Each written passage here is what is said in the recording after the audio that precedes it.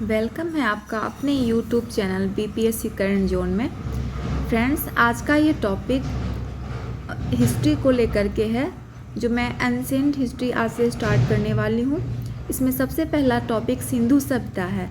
आपको ancient history में केवल 7 टॉपिक पढ़ने हैं और इसी से आपका क्वेश्चन आएगा एग्ज़ाम में। तो चलिए हमारे साथ साथ शुरू कीजिए। अब एग्ज़ाम में मात्र 30 दिन ही बाकी हैं, तो ये 30 दिन में हम कैसे हिस्ट्री, उसके बाद polity, geography, economy, math, reasoning और साइंस कैसे कंप्लीट करेंगे, तो वो मैं आपको टॉपिक बताऊंगी। यूट्यूब पे इतने सारे वीडियो हैं, लेकिन ये बुक पढ़ लो, वो बुक पढ़ लो, ऐसे कर लो, वैसे कर लो, कोई भी क्लियर नहीं बताता कि आपको कौन कौन से टॉपिक पढ़ने हैं। तो मात्र आपको 7 टॉपिक पढ़ने हैं, जिसमें आपका सिंधु सभ्यता हो गया, महाजनपद काल हो गया, बौद्ध धर्म, जैन धर्म, मगध का उत्कर्ष, मगध राज का उत्कर्ष। तो जो भी टॉपिक हैं मैं आपको एक एक करके करवा दूँगी, आप ध्यान से देख लीजिएगा और जा कर के आप इसको प्रैक्टिस कीजिएगा। प्रैक्टिस आपको कहाँ से करनी है? तो प्रैक्टिस फ्रेंड्स आपको करनी है लूसेंट के ऑब्जेक्टिव जो बुक आती है उसे आपको प्रैक्टिस करनी है। तो आप इसका खास ध्यान रखेंगे। तो यहाँ से पढ़िए सिंधु सभ्यता और जाकर के लूसेंट ऑब्जेक्टिव से प्रैक्टिस कर लीजिए। देखिए ज़्यादा वेटेज नहीं है जीके का और जीएस का, तो आप ध्यान रखेंगे मैथ पे और रीजनिंग पे आपको ज़्यादा फोकस करना है और साइंस पे। आपको इससे 100 मार्क्स का प्रिपरेशन हो जाएगा। उसके बाद बाकी जो current affairs, history, geography, polity, economy, Bihar सब कुछ इंक्लूड करके 50 मार्क्स का आएगा। तो आप मतलब 30 क्वेश्चन तो सॉल्व कर ही लेंगे, इतना तो गारंटी है। 130 प्लस की तैयारी मैं करवाऊँगी, तो आप फॉलो कीजिए। देरी न करते हुए शुरू करते हैं। देखिए, इसमें ये नहीं पूछा जाता कि रेडियो कार्बन C14 जैसी नवीन विश्लेषण पद्धति, ये सब नहीं पूछा जाता। इसमें इम्पॉर्टेंट है इसका जो सिंधु सभ्यता का सर्वमान्य तिथि है वो 2400 ईसा पूर्व से लेकर के 17 ईसा पूर्व के बीच में है, ये पूछा जाएगा। आकार के बारे में पूछा जा सकता है, तो आप क्या बताएंगे? त्रिभुजाकार। ठीक है फ्रेंड्स, त्रिभुजाकार सिंधु सभ्यता का जो आकार है वो त्रिभुजाकार है। उसके बाद नेक्स्ट इम्पोर्टेंट है इसी का पॉइंट। इसमें ये सब कुछ नहीं है। सिंधु सभ्यता की खोज 1921 में राय बहादुर दयाराम साहनी ने की थी। सिंधु सभ्यता को आदि ऐतिहासिक काल भी कहा जाता है। ठीक है, इसमें कांस्य युग में रखा जा सकता है इसे। इस सभ्यता के मुख्य निवासी द्रविड़ एवं भूमध्य सागरीय थे, ये तो आप लोग को पता ही होगा। उसके बाद है सर जॉन मार्शल, भारतीय पुरातत्व सर्वेक्षण विभाग के तत्व महानिदेशक ने 1924, नहीं ये इम्पोर्टेंट नहीं है। सिंधु घाटी सभ्यता नामक एवं उन्नत नगरीय सभ्यता पाए जाने के, हाँ ये इम्पोर्टेंट है। सिंधु घाटी सभ्यता को नगरीय सभ्यता भी कही जाती है, ये इम्पोर्टेंट क्वेश्चन है, एग्जाम में आ सकता है। सिंधु सभ्यता के सर्वाधिक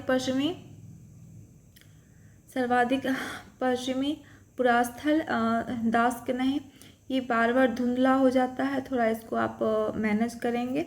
मैं रुक जाती हूँ क्योंकि मेरे पास फ्रेंड स्टैंड नहीं है, मैं हाथ में लेके वीडियो बनाती हूँ तो थोड़ा प्रॉब्लम होता है, तो थोड़ा आप प्लीज़ ध्यान रखेंगे इसका। तो आपके पास लूसेंट बुक होगी तो आप उसे साथ लेके बैठेंगे और मेरे साथ साथ इम्पोर्टेंट पॉइंट उसमें टिक करेंगे। देखिए सिंधु सभ्यता जो है उसका सर्वाधिक पश्चिमी पुरास्थल दाश्क नदी के किनारे है। और उसके बाद देखिए सुत का गेंडोर यानी कि बलूचिस्तान पूर्वी पुरास्थल हिंडन नदी के किनारे, और आलमगीरपुर जिला मेरठ उत्तर प्रदेश में ये है। उसके बाद देखिए इसमें इम्पोर्टेंट क्या है, गोदावरी नदी के तट पर दाइमाबाद है और जिला अहमदाबाद है। इसमें देखिए इम्पोर्टेंट क्या है आपका, सिंधु सभ्यता या सैंधव सभ्यता नगरीय सभ्यता थी, जो मैंने आपको ऊपर बता दिया। उसके बाद आप देखिए इसमें केवल जो है 6 को ही बड़े नगर की संज्ञा दी गई है। ये है मोहनजोदड़ो, हड़प्पा, गनवारीवाला, धौलावीरा, राखीगढ़ी और कालीबंगन। ठीक है।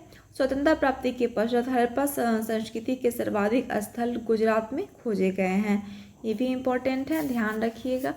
उसके बाद आपका सिंधु, देखिए ये जो बॉक्स में दिया हुआ है पिंक बॉक्स में, इसको आप याद ही कर लीजिएगा, जहाँ जहाँ ऐसा बॉक्स बना हुआ मिलेगा उसको आप याद ही कर लीजिएगा। सिंधु घाटी सभ्यता का सबसे बड़ा स्थल मोहनजोदड़ो है, जबकि भारत में इसका सबसे बड़ा स्थल राखीगढ़ी है। राखीगढ़ी कहाँ है फ्रेंड्स? घग्गर नदी के किनारे, जो हरियाणा के हिसार जिला में स्थित है। इसकी खोज 1963 में सूरज भान ने की थी। लोथल एवं सुतकोटदा सिंधु सभ्यता का बंदरगाह था। जुते हुए खेत, नक्काशीदार ईंटों ये तो दिख ही नहीं रहा है, पता नहीं बार बार क्या हो जा रहा है आज। नक्काशीदार ईंटों के प्रयोग का साक्ष्य यहीं से प्राप्त हुआ है। कहाँ से? कालीबंगन से।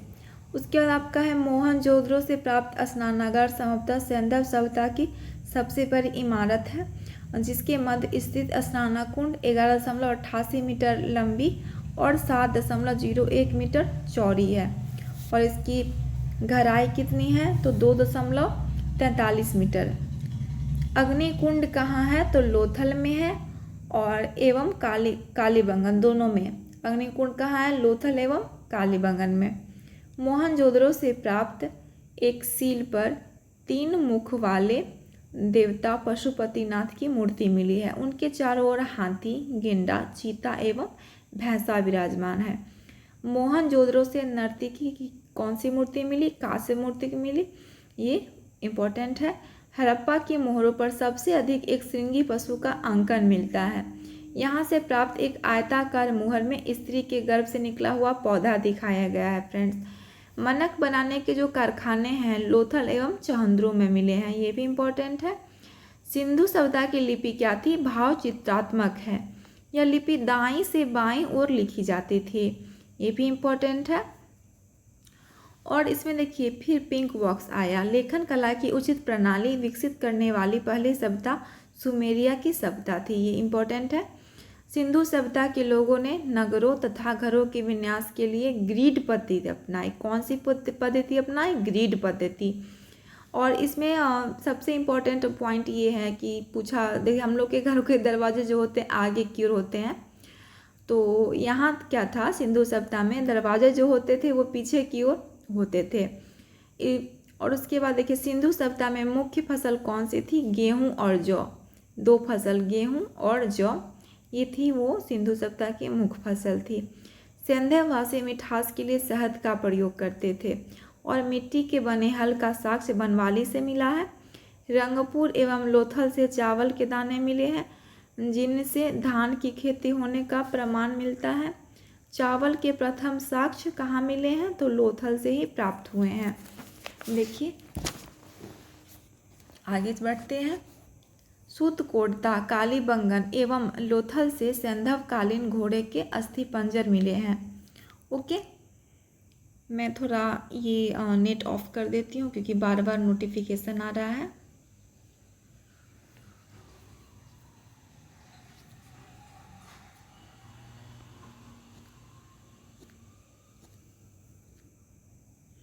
अभी ये ऑफ भी नहीं होगा।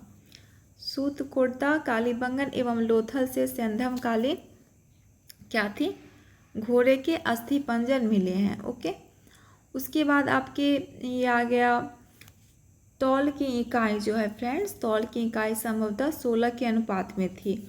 इसमें देखिए पिंक बॉक्स में है, ये इम्पोर्टेंट है, जो इम्पोर्टेंट है बस उसी को देखना है आपको। आपके पास उतना टाइम नहीं है जो आप पूरा पढ़ेंगे, जो एग्ज़ाम में आएगा बस आपको उतना ही पढ़ना है। इसमें देखिए सिंधु काल में विदेशी व्यापार आयातित थे, और वस्तुएं कौन सी थी और प्रदेश कौन से थे ये देखना है आपको। तांबा खेतरी बलूचिस्तान ओमान, चांदी अफ़गानिस्तान ईरान, सोना कर्नाटक अफ़गानी ईरान, उसके बाद है टीन अफ़गानिस्तान ईरान, गोमेद सौराष्ट्र, लाजवर्त मेसोपोटामिया, सीसा ईरान, ये इम्पोर्टेंट है। उसके बाद है मेसोपोटामिया के अभिलेखों में वर्णित मेलुहा शब्द का अभिप्राय सिंधु सभ्यता से ही है। संभवतः हड़प्पा संस्कृति का शासन वणिक वर्ग के हाथों में था। इसमें देखिए क्या क्या इम्पोर्टेंट है। पिंगट ने हड़प्पा एवं मोहनजोदड़ो को एक विस्तृत समाज की जुड़वा राजधानी कहा है। सिंधु सभ्यता के लोग धरती को उर्वरा की देवी मानकर उसकी पूजा किया करते थे। और वृक्ष पूजा एवं शिव पूजा के प्रचलन के साक्ष्य भी कहाँ मिले हैं? सिंधु सभ्यता से मिले हैं। स्वास्तिक चिन्ह संभवतः हड़प्पा सभ्यता की देन है। इस चिन्ह से सूर्योपासना का अनुमान लगाया जाता है। सिंधु घाटी के नगरों में किसी भी मंदिर के अवशेष नहीं मिले हैं। यहाँ एक आश्चर्यचकित बात है कि किसी भी मंदिर के अवशेष यहाँ नहीं मिले हैं। सिंधु सभ्यता में मातृ देवी की उपासना सर्वाधिक प्रचलित थी और पशु में कुबर वाला सांड जो था इस सभ्यता के लोगों के लिए विशेष पूजनीय था। स्त्री मृण मूर्तियाँ, मिट्टी की मूर्तियाँ, यानी कि कहेंगे इसे मिट्टी की मूर्तियाँ अधिक मिलने से ऐसा अनुमान लगाया जाता है कि सैंधव समाज मातृसत्तात्मक था। यहाँ स्त्री पूजा होती थी। कहाँ? सिंधु सभ्यता में। और देखिए इससे रिलेटेड इम्पोर्टेंट पॉइंट बस आपको इतना ही देखना है क्योंकि आगे आपका वैदिक सप्ताह स्टार्ट हो जाएगा। इसमें देखिए पिंक बॉक्स वाला मैंने जो आपको कहा है इस पर विशेष आपको ध्यान रखना है। पूछा जाता है एग्जाम में क्वेश्चन, हड़प्पा वह किस नदी के किनारे? तो रावी नदी। और रावी नदी कहाँ स्थित है? पाकिस्तान के पंजाब प्रांत का साहिवाल जिला है। मोहनजोदड़ो किस नदी के किनारे? तो सिंधु नदी के किनारे। उसके बाद है पाकिस्तान के सिंध प्रांत का लड़काना जिला। उसके बाद है चहुंदरो, वो किस नदी के किनारे? सिंधु नदी के किनारे। और ये कहाँ स्थित है? सिंध प्रांत पाकिस्तान नवाब शाह जिला में ये स्थित है। कालीबंगन घंगर नदी के किनारे जो राजस्थान का हनुमानगढ़ जिला है वहाँ स्थित है। कोट दीजी सिंधु नदी के किनारे सिंधु प्रांत का खैरगपुर स्थान। उसके बाद देखिए रंगपुर के बारे में नहीं पूछा जाएगा। रोपर सतलज नदी के किनारे है पंजाब का रोपर जिला। लोथल भोगवा नदी के किनारे गुजरात का अहमदाबाद जिला। उसके बाद है आलमगीरपुर हिंडर नदी के किनारे उत्तर प्रदेश का मेरठ जिला। उसके बाद आप देखिए सुतकांगेडोर दाश्क नदी के किनारे है पाकिस्तान के मकरान में समुद्र तट के किनारे। उसके बाद है बनमाली रंगोई नदी के किनारे हरियाणा का हिसार जिला। उसके बाद है धौलावीरा लूनी नदी के किनारे गुजरात के कच्छ जिला। सौलका सादीकौर दक्षिण बलूचिस्तान। उसके बाद आपके देखिए सैंधववासी सूती एवं ऊनी वस्त्रों का प्रयोग करते थे। मनोरंजन के लिए सैंधववासी मछली पकड़ना, शिकार करना, पशु पक्षियों को आपस में लड़ाना, चौपर और पासा खेलना आदि साधनों का प्रयोग करते थे। सिंधु सभ्यता के लोग काले रंग के डिज़ाइन किए हुए लाल मिट्टी के बर्तन बनाते थे। सिंधु घाटी के लोग तलवार से परिचित नहीं थे। कालीबंगन एकमात्र हड़प्पाकालीन स्थल था जिसका निचला शहर जो था वो समान लोगों के रहने हेतु भी किले से घिरा हुआ था। कालीबंगन का अर्थ है काली चूड़ियाँ। यहाँ से पूर्वी हड़प्पा स्तरों के खेत जोते जाने के और अग्नि पूजा की प्रथा के प्रमाण मिले हैं। उसके बाद है पर्दा प्रथा एवं वेश्यावृत्ति सैंधव सभ्यता में प्रचलित थी। शवों को जलाने गाड़ने यानी दोनों प्रथाएं जो थी वो सैंधव सभ्यता में विकसित थी। हड़प्पा में शवों को दफनाने जबकि मोहनजोदड़ो में जलाने की प्रथा थी। दफनाने की प्रथा कहाँ थी? हड़प्पा में, और जलाने की प्रथा मोहनजोदड़ो में। उसके बाद है लोथल एवं कालीबंगा में युग्म समाधियाँ मिली हैं। और सैंधव सभ्यता के विनाश का संभवतः सबसे प्रभावी कारण क्या था? बाढ़ था। आग में पकी हुई मिट्टी को टेराकोटा कहा जाता है। टेराकोटा किसे कहेंगे? आग में पकी हुई मिट्टी को। इसके साथ आज का यह टॉपिक समाप्त हुआ और नेक्स्ट टॉपिक आएगा महाजनपद काल। वैदिक सभ्यता आपको नहीं पढ़ना है, बीपीएससी पीटी में पूछा जाता है, तो बिहार सचिवालय के लिए आपको ये नहीं पढ़ना है। तो जो टॉपिक से क्वेश्चन आएगा आपको सिर्फ वही पढ़ना है। तो मेरे साथ साथ बने रहिए और चैनल पे नए हैं तो प्लीज़ चैनल को सब्सक्राइब कीजिए, लाइक कीजिए, अपने दोस्तों के साथ शेयर कीजिए। Okay, thank you.